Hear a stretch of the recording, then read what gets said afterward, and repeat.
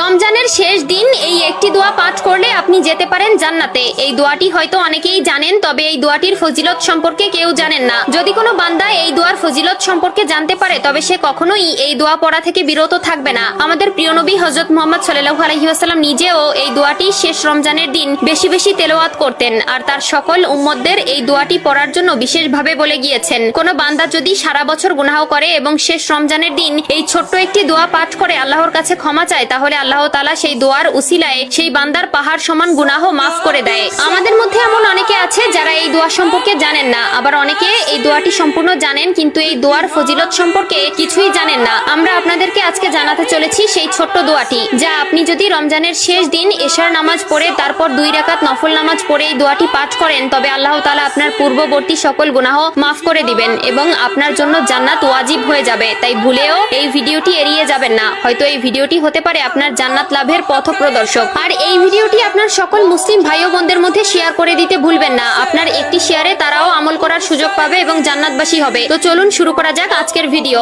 আমরা তো জান্নাতে যাওয়ার জন্য কত কিছুই না করে থাকি, 5 ওয়াক্ত নামাজ আদায় করা, সামর্থ্য থাকলে হজ করা, দান সদকা করা, আরো অনেক কিছু। তবে এসবের পাশাপাশি কোনো বান্দা যদি এই ছোট্ট দোয়াটি রমজান মাসে রমজানের শেষ দিন এশার নামাজ পড়ে পাঠ করে তবে তার জন্য জান্নাত ওয়াজিব হয়ে যাবে। আমাদের প্রিয় নবী হযরত মুহাম্মদ সাল্লাল্লাহু আলাইহি ওয়াসাল্লাম নিজে প্রত্যেক রমজানের শেষ দিন এই দোয়াটি কয়েকশো বার পাঠ করতেন। দোয়াটিকে অনেকে সাইয়্যিদুল ইস্তিগফার নামে বেশি চিনেন। দোয়াটি হলো আল্লাহুম্মা আনতা রব্বি লা ইলাহা ইল্লা আনতা খলাকতানি ওয়া আনা আবদুক ওয়া আনা আলা আহদিকা ওয়া ওয়াদিকা মাস্তাতু আউযু বিকা মিন শাররি মা শনাতু আবু লাকা বিনিমাতিকা আলাইয়া ওয়া আবু উ বিদানবি ফাগফিরলি ফা ইন্নাহু লা ইয়াগফিরুজ জুনুবা ইল্লা আনতা। প্রিয় নবী হযরত মুহাম্মদ সাল্লাল্লাহু আলাইহি ওয়াসাল্লাম বলেছেন, কোন বান্দা যদি এই দোয়াটি পাঠ করার পরে মৃত্যুবরণ করে তবে তার জন্য জাহান্নাম হারাম হয়ে যাবে এবং সে সরাসরি জান্নাতে প্রবেশ করবে। আর যদি কোনো বান্দা এই দোয়াটির অর্থ জানতে পারে তবে তার চোখ দিয়ে অনবরত পানি পড়তে থাকবে, কেননা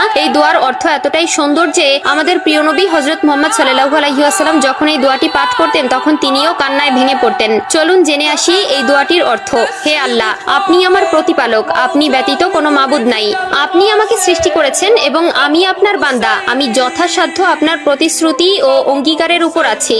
আমি আমার কৃতকর্মের অনিষ্ট থেকে আপনার আশ্রয় প্রার্থনা করছি। আমি আপনার প্রতি স্বীকার করছি যে আপনি আমার প্রতি অনুগ্রহ করেছেন এবং আমি আমার পাপ স্বীকার করছি। অতএব আপনি আমাকে ক্ষমা করুন, কারণ আপনি ব্যতীত আর কেউ গুনাহ ক্ষমা করতে পারবে না। এই দোয়ায় স্বীকার করা হয় যে আল্লাহই আমাদের রব, আমরা তার বান্দা এবং তিনি আমাদের প্রতিনিয়ত নিয়ামত দিয়েছেন, তা আমরা স্বীকার করি। একই সঙ্গে নিজের গুনাহের কথা স্বীকার করে আল্লাহর কাছে ক্ষমা প্রার্থনা করা হয়। তাই এটি পড়লে আল্লাহ